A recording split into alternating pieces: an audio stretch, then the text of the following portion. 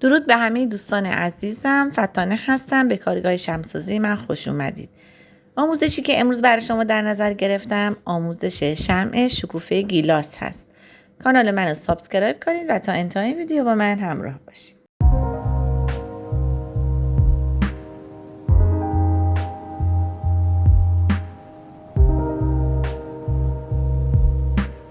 امروز میخوام شمعی رو بهتون آموزش بدم که بسیار راحت و زیبا هستش. مخصوصا برای اونایی که تازه شمع‌سازی رو شروع کردن. برای درست کردن شمع امروز یه سری وسایل نیاز هستش که الان بهتون معرفی میکنم. قالب فانوسی که همتون آشنایی داریم باهاش. قالب سیلیکونی هستش. اینم یه قالب سیلیکونی مربع شکله که یه قسمتیشو من باز کرده بودم. الان با چسب برق بستم. قبل از استفاده از این قالب ها حتما قالباتون رو خوب بشورین، تمیز کنین. اینم قالب سیلیکونی شکوفه گیلاس هست که از سایز بزرگش هست تا به اندازه کوچیکش. فتیله هستش که من اینو پارافین زدم آماده اینجا گذاشتم. اینم سوزنش که فتیله رو ازش رد میکنم. قیچی، پالت رنگامیزی برای شکوفه های گیلاسه. پارافین هستش که پارافین گیاهی استفاده میکنم. پارافین های گیاهی سویا وکس، موم عسل، اسبی وکس. اینا پارافین هایی هستن که حساسیت زا نیست، ضد آلرژیه. بهتره که از پارافین های گیاهی استفاده کنین. سویا وکس ایرانی که درصد چربیش کمتره، سویا وکس خارجی که درصد چربیش بیشتره. اینا با هم باید ذوب بشن، در واقع مکمل همدیگه هستن. ترکیبی استفاده کنین همیشه. اینو به تنهایی هیچ وقت استفاده نکنین. همچنین اینم به تنهایی استفاده نکنین، با هم. مقدارش رو مثلا میتونین یه لیوان کاغذی اینو در نظر بگیرین، یه لیوان کاغذی اینو. برای شروع کار ابتدا پارافینا رو میذارم به طریق بنماری که ذوب بشه. بچه ها شما این قالب سیلیکونی رو هم میتونین الان فتیله گذاری کنین، هم میتونین وقتی که شمعتون رو از داخل این در آوردین فتیله رو بهش نصب کنین. چون این قالب ها بسیار نازک هستن میتونین بعد اینو فتیله گذاری کنین. یعنی حالا من با سوزن اینو فتیله رو ازش رد کردم، فتیله‌ش رو میذارم. یه مقدار از پارافین ذوب شده رو برداشتم. دوستان من امروز میخوام برای درست کردن این شمع از رنگ پودری استفاده کنم. پودری که شاین هستش. میریزم داخل این پارافین ذوب شده و اینو خوب همش میزنم. رنگ پودری شاین در واقع رنگ های صدفی هستن. کامنت میذارین و سوال میپرسین که رنگ های پودری یا رنگ های صدفی میتونیم استفاده کنیم و این الان امروز من همون کار دارم انجام میدم. از رنگ های پودری صدفی خوب نگاه کنید، شاین داره.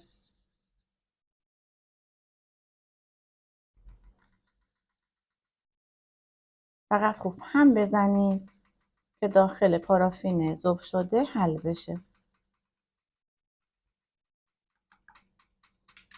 رنگ پودری صورتی هم داخلش ببینین حالت صدفی داره و به صورت شاینه، نگاه کنین.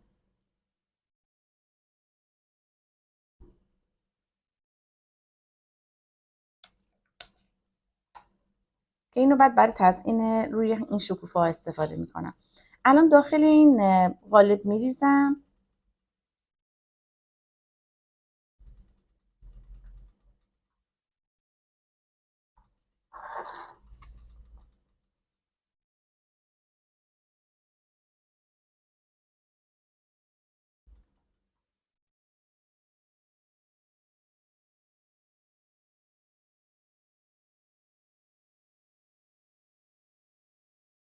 و منتظر میمونم که خشک بشه.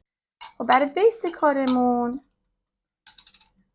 من میخوام رنگ صورتی درست کنم. یه مقدار خیلی کم از این صورتی پودری صدفی میریزم داخلش، هم میزنم که این رنگ داخل پارافین حل بشه. اگه خوب نگاه کنید داخل پارافین حالت صدفی داره.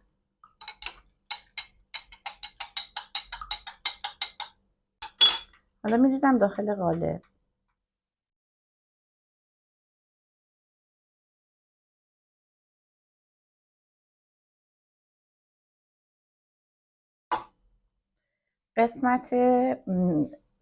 قسمتی که فتیله دارم با نگهدارنده اینو فیکسش میکنم. شکوفا رو از داخل این قالب در میارم بچه ها. ببینین شما این روی این گلای شکوفای گیلاس یه سری سایه هایی باید بخوره. این کاراشو من انجام میدم.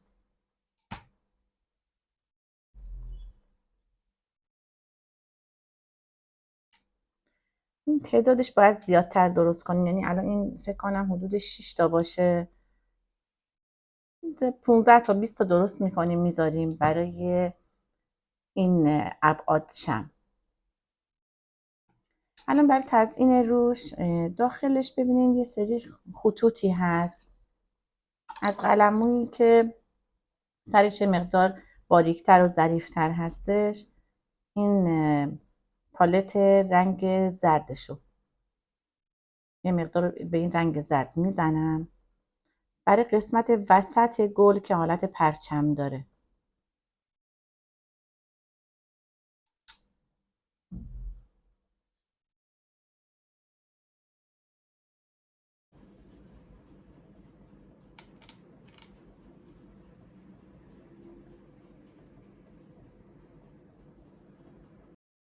لبه های گلبرگم میتونین صورتیش کنین، فقط حالت سایه داشته باشه، پررنگ نباشه.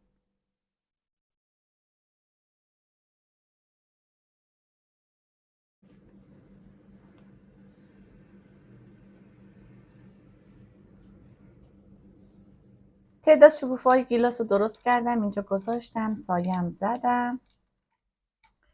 حالا اینو از داخل این قالب در میارم. دوستان من این قالب فانوسی هم داخلش همین پارافینی که رنگ زده بودم و داخل اینم ریختم که بهتون نشون بدم که داخل قالب فانوسی هم به چه صورتی درست میشه. اول اینو از داخل قالب در میارم.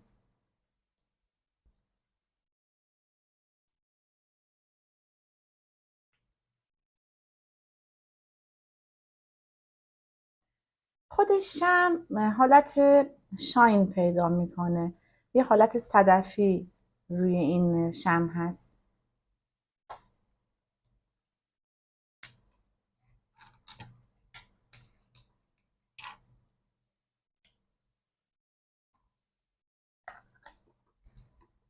الان شما داخل این قالب فانوسی رو ببینین حالت صدفی داره.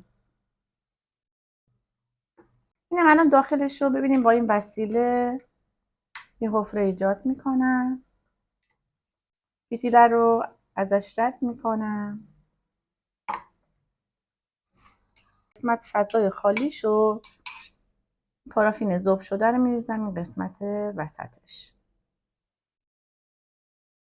فقط میخواستم بچه ها بهتون نشون بدم که این کاری که الان دارم مثلا با این قالب شمع میخوام انجام بدم، شما با قالب گرد و حتی با قالب فانوسی هم میتونید درستش کنید. قسمت وسط هم با نگهدارنده اینو فیکسش میکنم. حالا برای اینکه اینا رو این شکوفه ها رو روی این شمع روی این پایه بیس کارمون نصبش کنم، این سایه وکس خارجی که این مقدار چربتره و خشکم میشه اینو تنها من ذوبش میکنم. اون پارافین ذوب شد، میریزم داخل لیوان کاغذی. حالا اینا هم میزنم تا به یه غلظتی برسه. وقتی که غلیظ شد داخل این کاور میریزم. حالا هم میزنم تا غلیظ بشه. اینم به اون غلظتی که میخوام رسید. خوب نگاه کنید مثل خامه میشه. میریزم داخل این کاور رو فقط بچه ها اینو قیچی نزنین، بسته باشه، بریزین داخلش.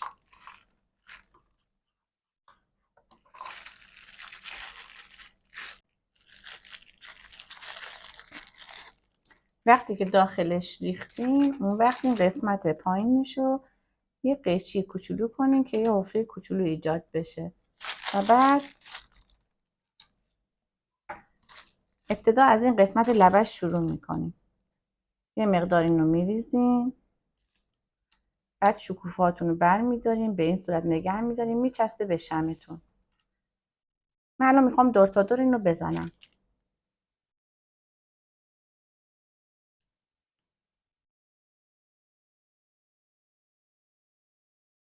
فقط سرعت عمل داشته باشین میخوایم انجام بدین.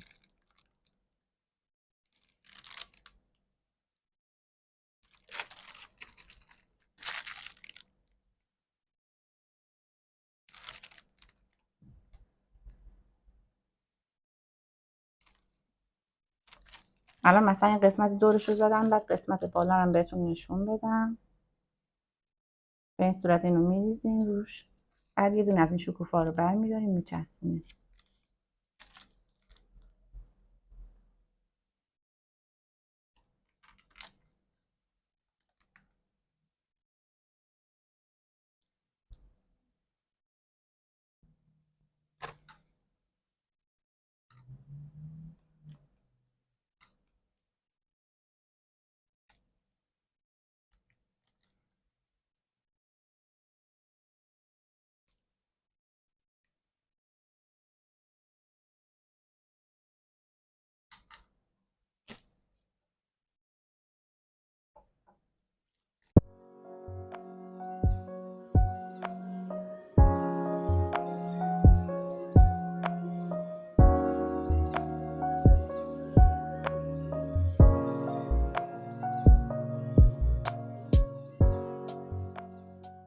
دوستان عزیز، آموزش امروز شمع شکوفه گیلاس هم به پایان رسید. ممنونم که تا این ویدیو با من همراه بودید. لایک و سابسکرایب یادتون نره. سوالم اگه داشتید کامنت بذارید. تا یه ویدیو آموزشی دیگه، خدا نگهدار.